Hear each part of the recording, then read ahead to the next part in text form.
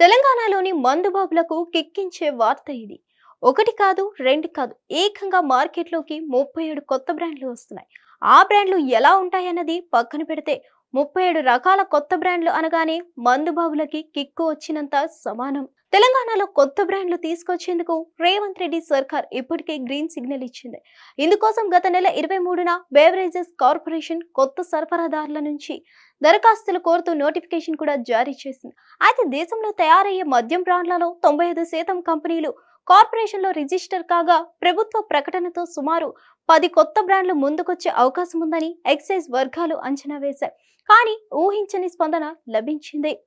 ప్రభుత్వం విధించిన గడువు ముగిసే సమయానికి ఏకంగా 37 బ్రాండ్లు దరఖాస్తు చేసుకున్నాయి. కాగా ఇందులో 15 విదేశీ మద్యం బ్రాండ్లు కాగా మరో 15 దేశీయ బ్రాండ్లు, మరో 7 దరఖాస్తులు బీర్ల సరఫరాకు వచ్చినట్టు సమాచారం అందుతుంది.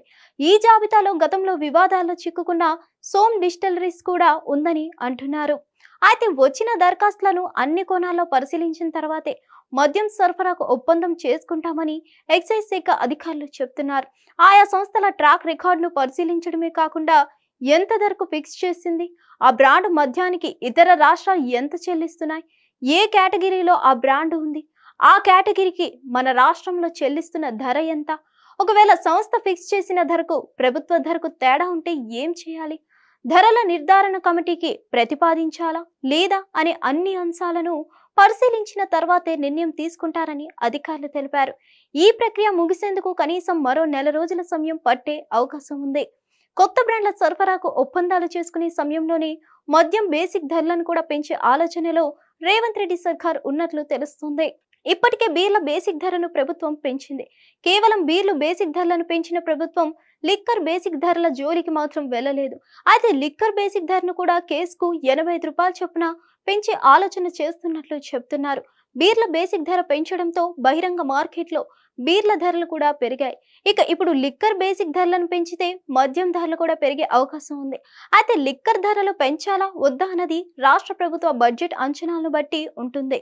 ప్రస్తుతం బడ్జెట్లో ఎక్సైజ్ శాఖ ద్వారా 25,000 కోట్ల ఆదాయాన్ని సర్కార్ అంచనా వేయగా వచ్చే బడ్జెట్లో 30,000 కోట్ల వరకు వెళ్తే మాత్రం లిక్కర్ ధరలు పెంచక తప్పదనే అభిప్రాయం వ్యక్తమవుతుంది.